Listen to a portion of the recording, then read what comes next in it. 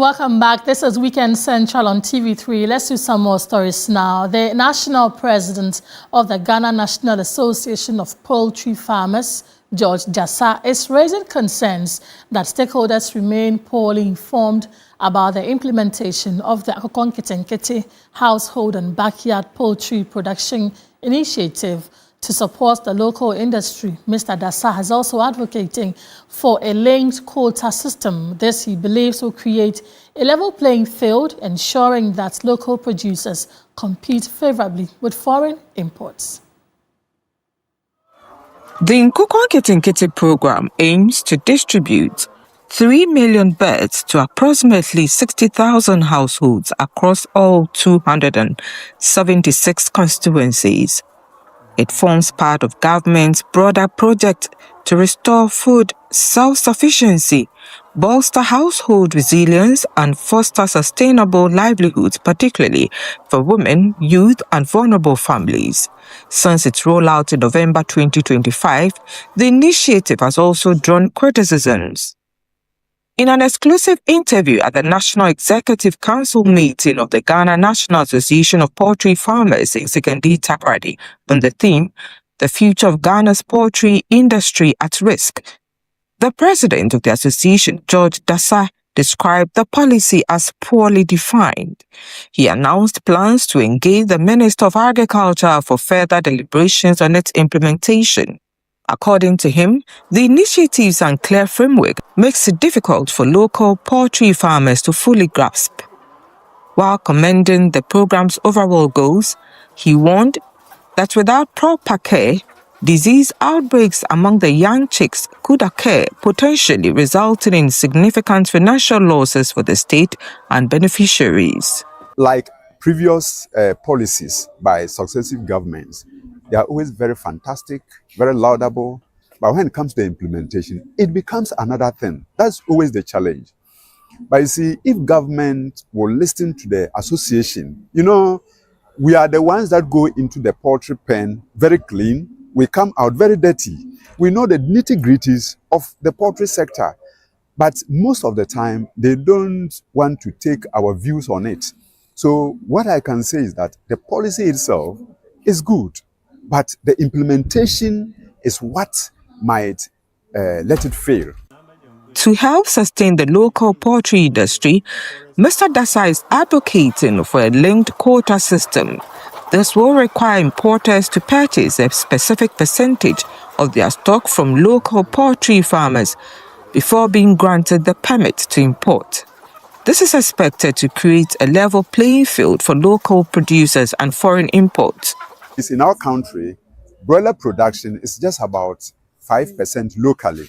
And so that is a big challenge that we are facing. And we are asking that the government should do what we call the quota system, where poultry farmers locally are given a particular quota so that we produce maybe a particular percentage, and any importer who is going to import chicken will show evidence that he or she is buying the local chicken, maybe from farmer ABC. Then he can be given the permit to import whatever percentage is left. The Western Regional Director of Agriculture, Nana Benyin Akwa-Thompson, who represented the regional minister, expressed concern about the progress of the poultry farming sector, while committing to scaling up capacity building initiatives to meet the region's expert workforce demands.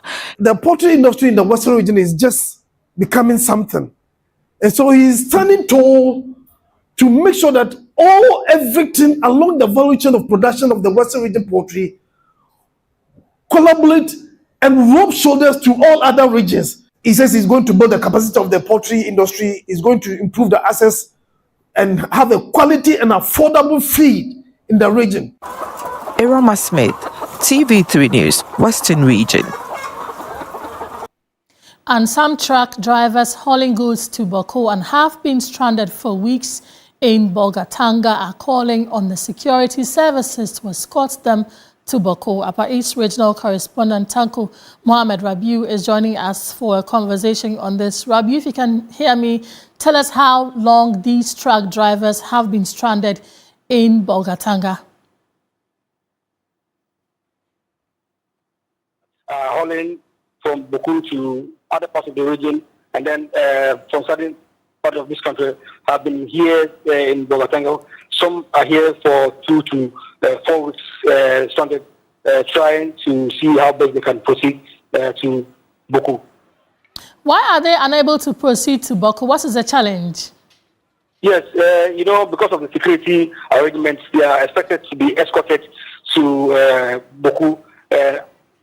The same way others from Boko are expected to be escorted outside, from outside Boko. So they are waiting for the escorts since the time they arrived, about 2 to 4 weeks now. So that is what is happening now. It's due to the escort, because the project has directed that vehicles, especially like this, should be escorted as well as passengers who are traveling in there should be a convoy for the escort to get them to Boko and outside Boko. So they have been here because of the escort. And this delay, what impact is it having on the driver's trade and the goods they are transporting? From the videos you sent us, we see quite a number of goods and trucks there. Come again. So the delay, what impact is it having on the driver's business and those who are expecting these goods also for sale? Yes, exactly. It's affecting them because most of them are carrying perishable goods, and then it's a cost to them. And then most of them they don't have any place to stay in Boga. So most of them are staying in guest houses and the rest. So it's kind of cost. And then the customers who are waiting for them in Boku are also affecting them because the goods have been stuck in here in Boga, which is a cost to the customer and then to the truck drivers and the owners of the truck. The trucks. Rabiu, do we know what the response of the security services has been to this call by the drivers?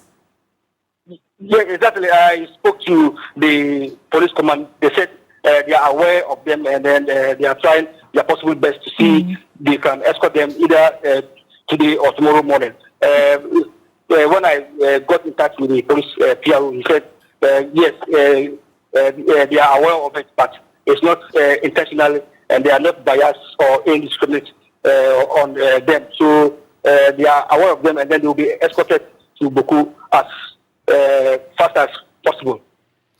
Right. Thank you for those updates. Tanko Mohammed Rabiu, Upper East Regional Correspondent, with those details. Let's just stay in the region because calm has returned to Winkongo after residents and students from Bolgatanga Senior High School in the Talensi districts of the Upper East region clashed Thursday night. The clash followed a misunderstanding between some residents and students on campus. A visit to Bolgatanga Senior High School depicts a peaceful atmosphere, with students and staff carrying out their normal activities. The senior house master of Bolgatanga Senior High School recounted what had happened. Some boys from the community apparently got themselves drunk and they wandered to the school. They were fighting and knocking each other. In the scuffle, they pushed one of the teachers. The students became more agitated. So they sought to defend the teacher and in the process attacked the 3 boys. We later found out that they had called their colleagues and started pelting stones. So the students also retaliated. One boy was injured. So he had to be taken to the hospital. He was taken care of and discharged. Some of the girls collapsed and we had to take them, even though they were not hit by any stones. The assemblyman of Winkongo, Edward Azwa Akogo, said an agreement has been reached between the community and the school regarding the incident. The police commander, Talensi police commander, came around, called, and I spoke with him. And this morning, early in the morning, I rushed to the school. When I got to the school, I think things were normal and students were going about with the teaching and learning the teachers. So having met the school authorities and also met my community boys, I think things are under control. Teaching Minister Haruna Idrisu has held a meeting with Vice Chancellors to determine the possibility of establishing a permanent committee to review university fees annually. Recruitment and replacement of staff, as well as cost of utilities and pension funds, were also discussed. The issue about university fees has been topical in recent weeks following an upward adjustment by the University of Ghana, which sparked public uproar and subsequent directives from GTech and the ministry. Education Minister Haruna Idrisu has signaled the potential establishment of a permanent committee that would annually review fees for universities. The other matter that I would like us to discuss today is to see whether we cannot have a committee which will annually meet to discuss and review your fees, so that we don't have to be going through, even if we have to go through, we should have a committee at our level. Probably, if I were to say that, maybe chaired by Deputy Minister and your representative and others, so that we can discuss together with the Tertiary Education Directorate and your representative, including a representative of the students, whether at the level of NUCS or SRC, so that we can dialogue on some compelling and necessary adjustment if it's necessary. Chairperson of Vice Chancellors Ghana, Professor Kwesi Amankwa, suggested that universities be given a complete mandate to determine their fees without necessarily going through Parliament. Virtually is one of the points we wanted to raise, that we take school fees determination from Parliament. When people are in opposition, their issues are different from when they are in power. And always is the universities that lose. PURC just tells us we have increased electricity. Nobody fights them. Let a VC increase fees by 200 Ghana. Hey, everybody is fighting the Vice Chancellor. In other issues, Professor Amankwa lamented the difficulty of universities to recruit staff and replace those who retire. And for the past almost 3 years, universities have not been given the opportunity to employ because we have not been given staff clearance. And this has been a big challenge. For the past 3 years, I want to believe that in every university, at least 80 people have exited. So we are here to seek clearance for replacement of staff, and also for you to grant us automatic replacement of staff when they go on retirement. The salary burden remains the same. The meeting, which was held backdoor, also discussed pension funds and what role the regulatory authority should play going forward, as well as the handling of cost of utilities by the universities. Christian Yale, TV3 News, Ministry of Education, Accra. In the studio, I'm Grace Hamuajuman. Time now for another break. We're back shortly.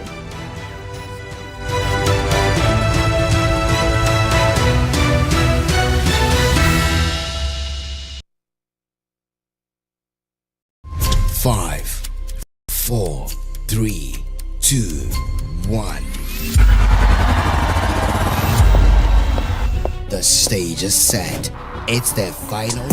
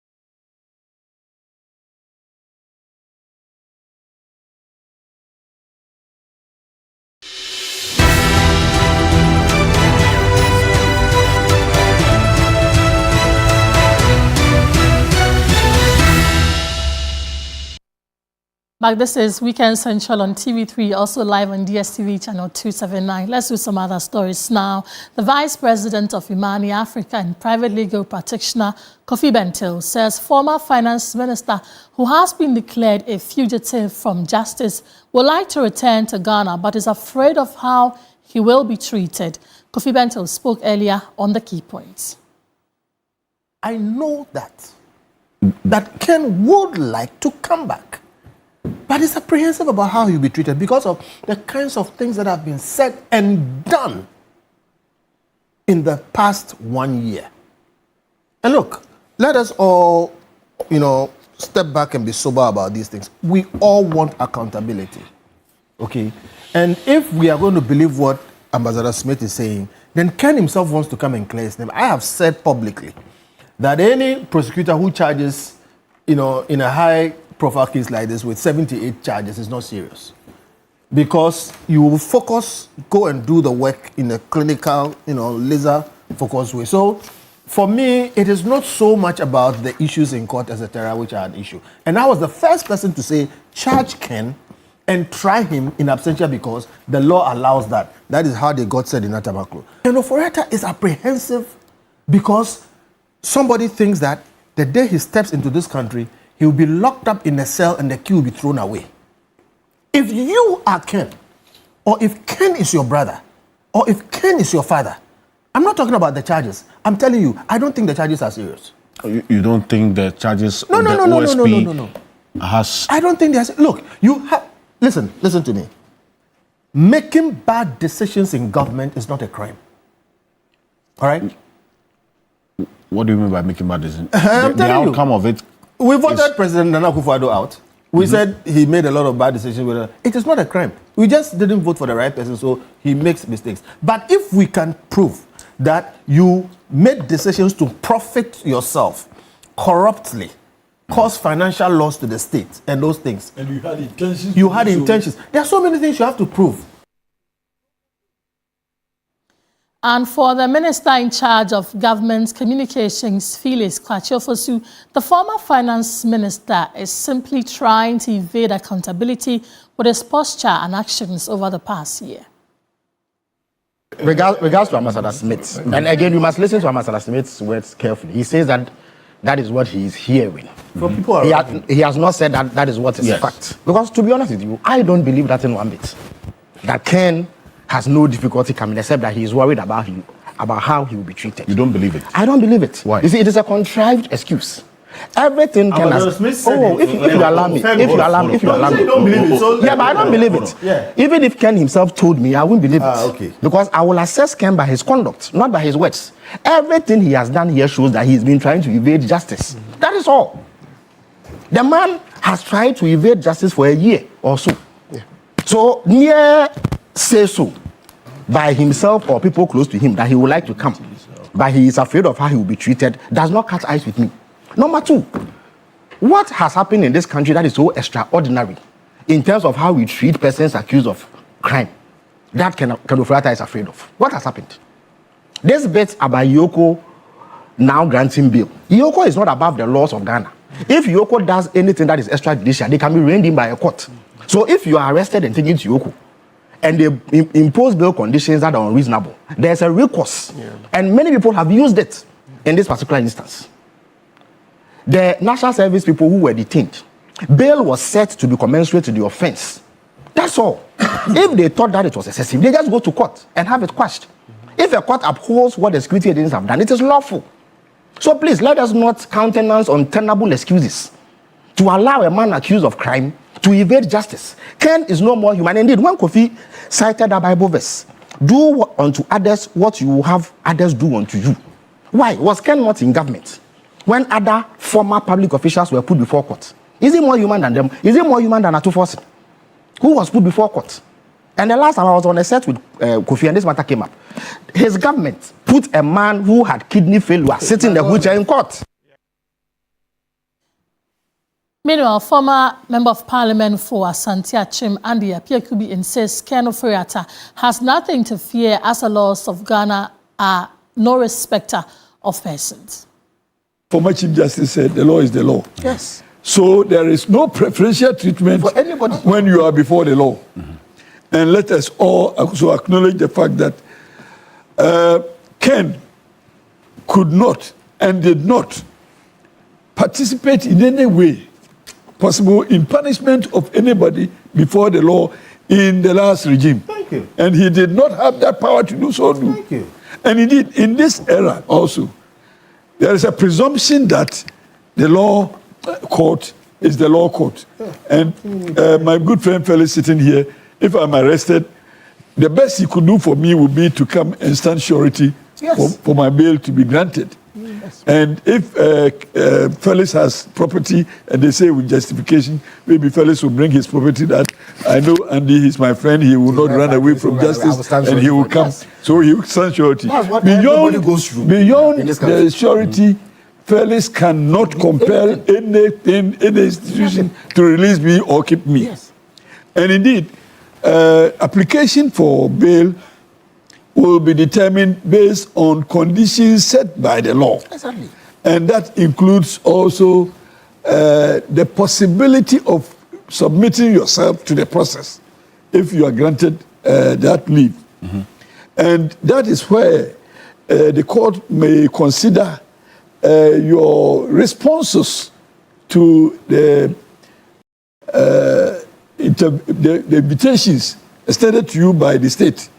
And they say that when we have extended all these invitations to you and you have not responded positively, it means you are. That may be a presumption that the court may hold. Mm-hmm. And that may go also into the determination of whether or not we have to grant you bail.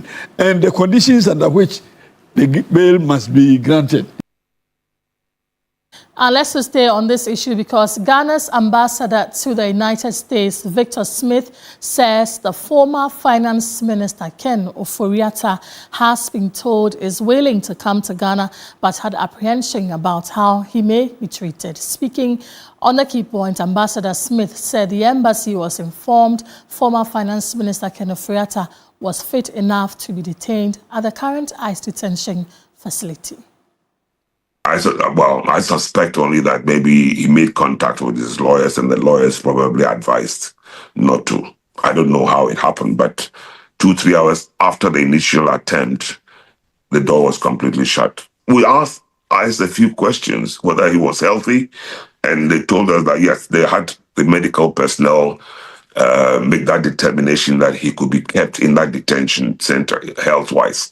Because if he wasn't fit to be there and he needed to be sent to a bigger hospital, because they do have medical facilities at the centers, at those facilities, yes. So once they were convinced or were assured by the medical examiner or whoever was brought in to look at it that he could be kept at the detention center, they decided to keep him there.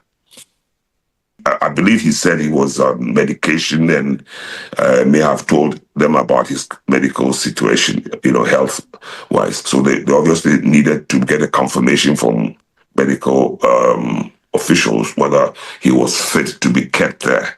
And I believe that if he wasn't fit to be kept there, they would have probably taken him to a proper medical, bigger hospital. But they do have medical facilities within the centers.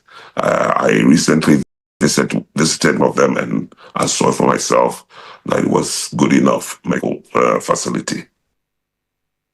Well, this definitely is an issue that is not ending anytime soon. But for us here, this is how we end the package. My name is Grace Hamwajiman. Thank you for joining us. Log on to 3news.com and get some more stories. Good afternoon.